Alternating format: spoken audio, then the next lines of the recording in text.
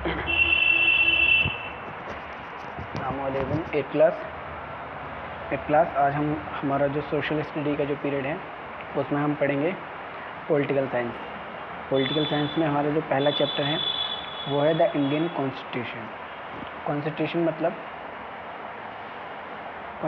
मतलब होता है संविधान। संविधान क्या होता है, इसके फ़ायदे क्या होते हैं, ये कैसे काम करता है, इसकी ज़रूरत हमें क्यों पड़ती है, ये सब चीज़ें हम पढ़ेंगे इस वाले चैप्टर में। तो सबसे पहले जो हम पढ़ेंगे वो हम पढ़ेंगे why does a country need a constitution. यानी किसी भी देश को, किसी भी कंट्री को कॉन्स्टिट्यूशन की ज़रूरत क्यों पड़ती है, संविधान की ज़रूरत क्यों पड़ती है। तो चैप्टर हम पढ़ेंगे today most countries in the world have a constitution while all democratic countries are likely to have a constitution. It is not necessary that all countries that have a constitution are democratic. The constitution serves several purposes. First, it lays out certain ideals that form the basis of the kind of country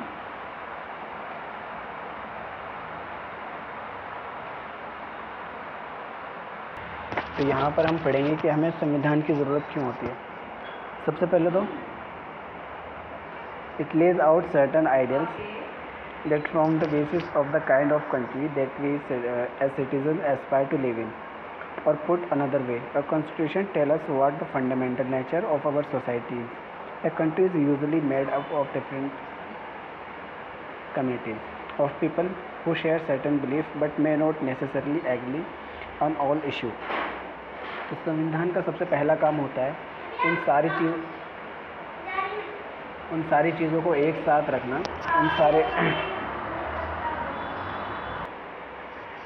उन सारे ideals यानी उन सारी चीज़ों को एक साथ रखना जिसमें किसी भी देश के नागरिक अपने देश में देखना चाहते हैं। यानी उस तरह के नियम, उस तरह के कर्तव्य, उस तरह के कानून जो एक देश के नागरिक अपने देश में देखना चाहते हैं। तो संविधान का सबसे पहला काम होता है कि उन सभी चीज़ों को एक साथ एक जगह पर बांध कर रखना। दूसरा क्या है, a country is usually made up of different communities. यानी जो एक देश बनता है वो अलग अलग तरह की कम्युनिटीज़ से मिलकर बनता है। यहाँ पर बहुत सारी कम्युनिटी के लोग रहते हैं, बहुत सारी कास्ट के लोग रहते हैं, बहुत सारी जनजातियों के लोग, बहुत सारे धर्मों के लोग रहते हैं। उसके बाद क्या है बट वो सब एक दूसरे के बिलीफ के साथ एग्री नहीं करते। यानी जो मुस्लिम है वो हिंदू के बिलीफ के साथ एग्री नहीं करते, उनके धर्म के साथ एग्री नहीं करते। तो कॉन्स्टिट्यूशन का काम क्या होता है, वो एक रूल बनाता है, यानी एक नियम अपने बनाता है जिसमें देश के तमाम नागरिक एक दूसरे के साथ एग्री करते हैं। कॉन्स्टिट्यूशन का काम यही होता है कि सबसे पहले तो वे उन सारे नियमों को, उन सारे आदर्श नियमों को, यानी उन सारे उच्च विचारों को एक साथ रखना, और दूसरा होता है तमाम लोगों के लिए एक ऐसा रूल बनाना जिस पर सभी को एग्री करना पड़े। Let us try and understand what we mean by this through two constructing situation in the recent history of Nepal, a country that bordered India on the north. Until recently, Nepal was a monarchy. The previous constitution of Nepal, which had been adopted in 1990, reflected the fact that the final authority rested with the king. A people's movement, Nepal fought for several decades to establish democracy. And in 2006 they finally succeeded in the putting in end to power of the king. The people had to write a new constitution to establish Nepal as a democracy. The reason is that they did not want to continue with the previous constitution. It is because it did not reflect the ideals of the country that they want Nepal to be, and they have fought for. तो इसमें क्या दिखाया गया है, इसमें ये दिखाया गया है कि 1990 में नेपाल ने राजशाही ख़त्म कर दी। राजशाही मीन्स जहाँ पर राजाओं का शासन हो, जहाँ पर राजा शासन करते हों, जहाँ पे लोग ना चुनते हो अपना नेता, बल्कि राजा ही नेक्स्ट जो उसका उत्तराधिकारी यानी उसके बाद राजा कौन बनेगा वो चुनता है। तो 1990 में नेपाल ने राजशाही तो ख़त्म कर दी और वहाँ पे डेमोक्रेटिक शासन ले दिया, यानी कि वहाँ पे जनता द्वारा कौन चुना जाएगा ये बता दिया। लेकिन 1990 के बाद जो कानून बना, जो कॉन्स्टिट्यूशन बना, उसमें भी बहुत सारी पावर राजा के हाथ में थी। यानी कि भले ही वो डेमोक्रेटिक कंट्री हो गई थी बट वहाँ पे बहुत सारी ताकतें राजा के हाथ में थी, यानी वो अपने मन मुताबिक फेरबदल कर सकता था। इस चीज़ के लिए नेपाल के लोगों ने बहुत लंबी लड़ाई लड़ी और फाइनली 2006 में जाकर उन्होंने अपने मन मुताबिक का संविधान वहाँ पर लागू करवा लिया। यहाँ से हम पढ़ेंगे the second important purpose of a constitution is to define the nature of country's political system. For example, Nepal's earlier constitution stated that the country was to be ruled by the king and his council of ministers. In countries that have adopted a democratic form of government or polity, the constitution plays a crucial role in laying out certain important guidelines that govern decision making within these societies. ठीक है, तो यहाँ पे हमें पता लगा कि संविधान का जो दूसरा काम होता है, पहला काम तो होता है उन सारे नियमों को, उन सारे आदर्शों को एक साथ रखना और लोगों के लिए एक नियम बनाना जिसमें वो सभी एग्री हो सके। दूसरा काम होता है उस देश की राज व्यवस्था, यानी वहाँ पर शासन कैसा चलेगा, किस तरह के लोग वहाँ पर राज करेंगे, वहाँ के लोग चुने कैसे जाएंगे, इस सभी को एक सिस्टम में बनाना। जैसे कि नेपाल के पहले कॉन्स्टिट्यूशन में जो था वो क्या था कि जो कंट्री पर राज करेगा यानी नेपाल पर राज करेगा वो सिर्फ वहाँ के राजा और उसके आदमी राज करेंगे। लेकिन वहाँ के लोगों ने क्या करा, उस वाले संविधान को बदल दिया और वहाँ पर पूरी तरह से क्या कर दिया, डेमोक्रेसी ला दिया। तो कॉन्स्टिट्यूशन का दूसरा काम यही होता है कि वहाँ पे शासन किस तरह का चलेगा, किसी भी देश में लोग नेता कैसे चुने जाएंगे और उनको शासन काम करने का तरीका कैसा होगा, ये सब कौन डिफ़ाइन करता है, ये सब डिफ़ाइन करता है हमारा कॉन्स्टिट्यूशन। ठीक है, इसके बाद हम चलेंगे in a democracy we choose our leaders so that they can exercise power responsibility on our behalf. However, there is always the possibility that the leader might misuse their authority and the constitution usually provides safeguards against him. This misuse of authority can result in gross injustice as demonstrated in the classroom situation below. तो यहाँ पे ये बताया गया है कि हम अपने नेता खुद चुनते हैं वोट देकर, ठीक है, बट बहुत चांसेस ऐसे हो सकते हैं, हमारे सामने आ सकते हैं कि जो हमने नेता चुना है वो अपनी पावर का मिसयूज़ कर सकता है, यानी कि वो अपनी शक्तियों का गलत इस्तेमाल कर सकता है। जैसे कि हमें ये दिखाया गया, एक डेमो दिखाया गया है। इसमें क्या होता है, इसमें मैम जो होती हैं वो एक सुरेश नाम के लड़के को मॉनिटर बना देती हैं। तो सुरेश नाम का जो लड़का होता है, सुरेश बहुत ही ज़्यादा गुंडा टाइप का लड़का होता है, वो सब पे रोब झाड़ता रहता है। तो वो मैम उसे क्या करती है, पूरी क्लास का मॉनिटर बना देती हैं, यानी पूरी क्लास का लीडर बना देती हैं। सुरेश फिर क्या करता है, बाद में वो एक अनिल नाम के लड़के को फंसा देता है। वो अनिल नाम के लड़के की शिकायत कर देता है मैम से कि मैम ये बहुत शोर मचा रहा था और क्लास में मेरी बात नहीं मान रहा था, जबकि ऐसा कुछ भी नहीं था। तो इसका ये हमें एक एग्जांपल बताया गया है कि जब पावर गलत लोगों के हाथ में चली जाती है तो उसका रिज़ल्ट कितना ख़तरनाक हो सकता है। In democratic society, the constitution often lays down rules that guard against this misuse of authority by our political leaders. In the case of Indian constitution, about which you will read more later in this chapter, many of these laws are contained the section of fundamental rights. Do you recall the chapter of Dalit writer Om Prakash Valmiki's experience in school from your class 7th book? In that chapter, we will talk about the discrimination Om Prakash Valmiki faced because he was Dalit. You read about how the Indian constitution guaranteed to the right to equality to all persons and says that no citizen can be discriminated against on the ground of religion, race, caste, gender and place of birth. The right to equality is one of the fundamental rights guaranteed by the Indian constitution. अच्छा, अब हम यहाँ पे पढ़ेंगे कि अगर कोई political leader अपनी पावर का मिसयूज़ करता है, यानी अपनी शक्तियों का गलत इस्तेमाल करता है, तो हम उसके खिलाफ़ क्या कर सकते हैं और हमारे संविधान ने हमको क्या पावर दी है इसके लिए। इसके साथ साथ हम ये पढ़ेंगे कि हमारे संविधान ने हमें कौन कौन से फंडामेंटल राइट्स दिए हैं। फंडामेंटल राइट्स मतलब मूलभूत अधिकार।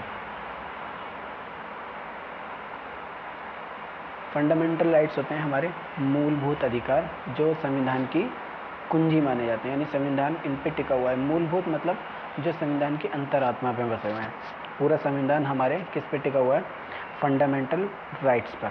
तो हमारे फंडामेंटल राइट्स कौन कौन से होते हैं वो अभी हम आगे पढ़ेंगे, जिसमें एक राइट्स है हमारा, यानी एक अधिकार है हमारा ये वाला, द राइट टू इक्वलिटी, यानी कि समानता का अधिकार, right to equality.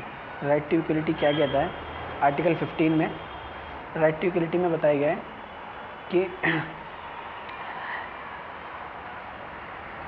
No citizen can be discriminated against on the ground of religion, race, caste, gender and place of birth. यानी कि आर्टिकल 15 हमें बताता है कि किसी भी व्यक्ति के साथ, कोई भी व्यक्ति हो, चाहे वो इस देश का अगर नागरिक है, तो उसके साथ किसी तरह का भेदभाव कानून के मुताबिक नहीं किया जाएगा, चाहे वो किसी भी धर्म का हो, किसी भी कलर का हो, किसी भी जाति का हो, किसी भी लिंग का हो, किसी भी समुदाय का हो, या वो किसी भी स्टेट में, किसी भी राज्य में पैदा हुआ हो, उसके साथ किसी भी तरह का कोई भेदभाव नहीं किया जाएगा। The right to equality is one of fundamental rights guarantee by the Indian constitution. और इस चीज़ की गारंटी कौन लेता है? हमारा इंडियन कॉन्स्टिट्यूशन लेता है।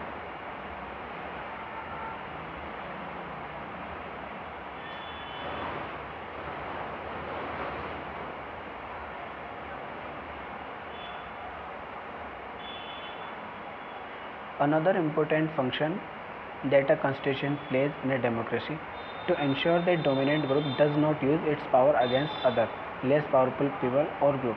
The storyboard below demonstrate the such situation in the classroom.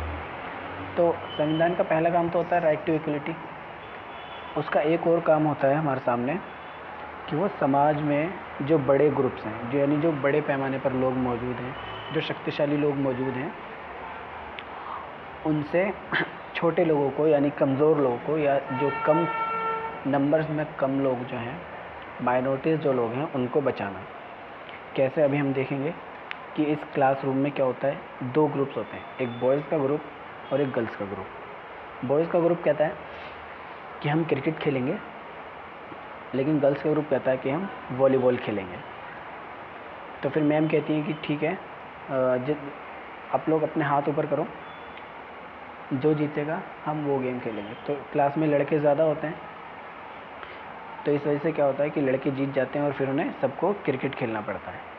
तो इस तरह से क्या होता है कि जो ज़्यादा होता है वो अपनी पावर का यूज़ करता है। लेकिन हमारा संविधान क्या करता है? हमारा संविधान हमें से बचाता है। किस तरह से? Such unhealthy situation can occur in democratic society too. इस तरह की सिचुएशन क्या होती है? हमारे देश में भी कभी कभी आ सकती है। Where a majority can continuously enforce decisions that exclude minorities and go against their interest। यानी जो मेजोरिटी है, जो ज़्यादा लोग हैं, जो बहुत सारी संख्या में लोग मौजूद हैं, वो क्या कर सकते हैं? वो ऐसे फैसले ले सकते हैं जो माइनॉरिटीज़ को, माइनॉरिटी मतलब जो कम संख्या में लोग मौजूद हैं, उनके ख़िलाफ़ हों या उनके इंटरेस्ट के ख़िलाफ़ हों, उनके हित में नहीं हों। तो मेजोरिटी में जो लोग हैं वो एक काम कर सकते हैं कि जो संविधान में, जो हमारे देश में माइनॉरिटीज़ में लोग मौजूद हैं, उनके ख़िलाफ़ कानून बना सकते हैं, उनके ख़िलाफ़ कोई नीति बना सकते हैं। तो इसके लिए क्या करता है? हमारा संविधान हमें प्रोटेक्शन देता है। कैसे? As the above story board illustrate, every society is prone to this tyranny of the majority. The constitution usually contains rules that ensure that minorities are not excluded from anything that is routinely available to the majority. Another reason why we have a constitution is precisely to prevent the tyranny or domination by the majority of minority. This can refer to one community dominating other is the inter-community domination, or member of one community dominating others within the same community, ai intra-community। तो इसमें क्या होता है? इसमें दो तरह के होते हैं। एक तो एक कम्युनिटी के लोग दूसरे कम्युनिटी पे, जो एक मेजॉरिटी हमारे सामने मौजूद है, यानी बड़ी संख्या में लोग मौजूद हैं, और उसके सामने एक दूसरे छोटी संख्या में लोग मौजूद, ये इन पे कोई किसी तरह की ज़बरदस्ती ना कर सकें, या इनका किसी तरह से शोषण ना कर सकें, इनको किसी तरह से परेशान ना कर सकें। इसकी हिफाजत कौन देता है? हमारा इसकी हिफाजत देता है हमारा कॉन्स्टिट्यूशन, ताकि कोई ऐसा लॉ ना बनाए लोग कि माइनॉरिटी को प्रॉब्लम हो। दूसरा क्या है, दूसरा होता है कि एक ही कम्युनिटी के लोग कमज़ोर तबके के लोगों को परेशान ना करें। यानी एक कम्युनिटी, इसमें थोड़े से गरीब लोग भी हैं या निचली लोअर कास्ट के लोग हैं, और उसी कम्युनिटी में थोड़े अपर कास्ट के लोग हैं। तो ये अपर कास्ट के लोग यानी उच्च जाति के लोग नीचे या दलितों पर किसी तरह का रोब वगैरह ना कर सकें, किसी तरह परेशान ना कर सकें, इसके लिए भी हमारा संविधान क्या करता है, रूल बनाता है।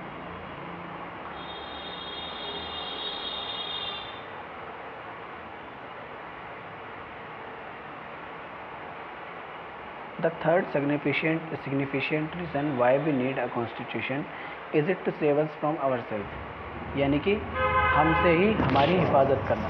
संविधान का तीसरा काम होता है हमसे ही हमारी हिफाजत करना।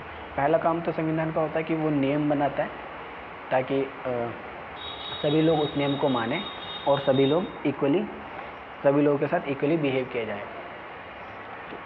दूसरा काम संविधान का होता है कि डोमिनेंट ग्रुप से यानी मेजॉरिटी से माइनॉरिटीज़ की हिफाजत करना, यानी किसी तरह का वो नियम ऐसा ना बना पाएँ जिससे माइनॉरिटीज़ का जो हो उनके अधिकार को वायलेशन हो, उनके अधिकार ख़तरे में हो। तीसरा काम होता है संविधान का कि हमसे ही हमारी हिफाजत करना, save us from our self. This may sound strange, ये सुनने में थोड़ा अजीब हो सकता है, but what is mean by this, what we might at time feel strongly about an issue that might go against our larger interest, and constitution help us guard against it. Look at the storyboard below to understand this better.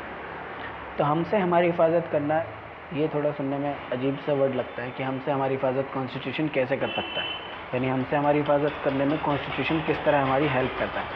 तो इस चीज़ को समझने के लिए हम ये story board पढ़ेंगे। इसमें क्या होता है, इसमें शबनम नाम की एक लड़की होती है जिसका अगले दिन टेस्ट होता है स्कूल में, बट उसको क्या होना था, उसको शाम को टीवी पे प्रोग्राम भी देखना होता है और उसको पढ़ना भी होता है। तो वो फैसला नहीं ले पाती कि मैं क्या करूं, मैं पढ़ाई करूं या फिर मैं टीवी देखूं। तो उसकी मम्मी उससे पूछती है, Shabnam why are you looking so worrying. तो उसकी मम्मी उससे पूछती है कि शबनम क्या बात है, तुम इतने परेशान क्यों हो। तो वो अपनी मम्मी को बताती है कि मम्मी मेरा कल टेस्ट है और मुझे टीवी प्रोग्राम भी देखना है, मुझे उसके लिए रिवाइज़ करूँ या टीवी प्रोग्राम देखूँ, तो इसके लिए मैं क्या करूँ, मुझे समझ में नहीं आ रहा है। तो फिर वो कहती है कि अगर आप लोग टीवी बंद कर देंगे तो फिर मैं आराम से अपना पढ़ सकूँगी। तो वो टीवी बंद कर देती हैं और अगले दिन क्या होता है, टेस्ट में उसके अच्छे नंबर आते हैं। तो इसी तरह से कुछ फ़ैसले ऐसे लेने होते हैं हमें कि वो हमारे फ़ायदे के लिए हों। इसी तरह से संविधान वर्क करता है। Similarly the constitution help us to protect us against certain decisions, यानी संविधान हमें हमारे गलत फैसले लेने के खिलाफ हमारी हिफाजत करता है। We might take the could have an adverse effect on the larger principle that the country believes in. For example, it is possible that many peoples who live in a democracy might come to strongly feel that party politics has become so acrimonious that we need a strong dictator to set the right. Swept by the emotion, they may not realize that in the long run dictatorial rule goes against all their interest. तो इसमें क्या बताया गया है, इसमें same वही चीज़ बताई गई है। संविधान क्या करता है, हमसे ही हमारी हिफाजत करता है। जैसे कि अगर बहुत लंबे वक्त तक हमारे सामने ये चीज़ आती रहे कि अलग अलग पार्टियां हम पे शासन क्यों कर रही हैं, इससे अच्छा तो ये है कि कोई एक आदमी हम पे शासन करे, यानी एक तानाशाह हम पे शासन करे। तो ऐसा हो सकता है कि वो अपनी सभी भावनाओं में बहकर एक आदमी को सारे अधिकार दे दें। देखने में तो ये चीज़ सही लगती है कि अलग अलग पार्टी से अच्छा तो यही है कि एक आदमी शासन चलाए, इतनी सारी पार्टियाँ क्यों हम पे राज करने आ रही हैं बार बार, इससे बेहतर ये है कि एक आदमी शासन चलाए। लेकिन बाद में क्या होगा, वो हमारे लिए बहुत ख़तरे की चीज़ बन जाएगी। तो इसीलिए क्या करता है, इसीलिए हमारा संविधान जो है वो इस चीज़ के परमिशन नहीं देता और हमारी हिफाजत करता है कि हम ऐसा कुछ भी ना कर सकें, यानी कि हम सारा शासन एक व्यक्ति के हाथ में ना दें।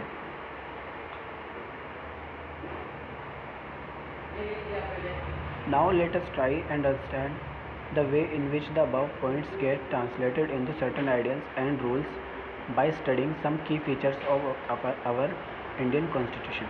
अभी तक जो हमने चीज़ें पढ़ी सारी की सारी, उन चीज़ों को हम देखेंगे कि हमारा संविधान उनको किस तरह से अपनाता है, यानी हमारा संविधान उसको लेकर हमें उस चीज़ को लेकर हमारे संविधान में क्या क्या लिखा हुआ है, संवैधानिक भाषा में अगर हम उसे पढ़ेंगे तो उस चीज़ को लेकर क्या क्या नियम हमारे सामने बने हुए हैं। पहली चीज़ हमने पढ़ी थी कि सभी चीज़ों के लिए एक नियम बनाए जाएंगे।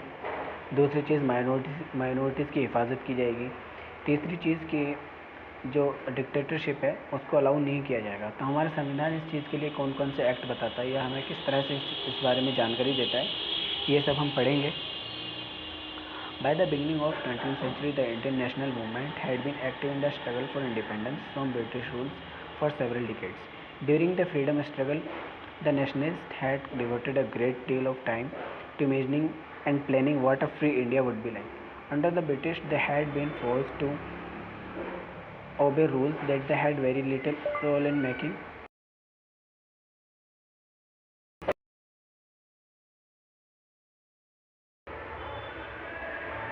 Of authoritarian rule under colonial state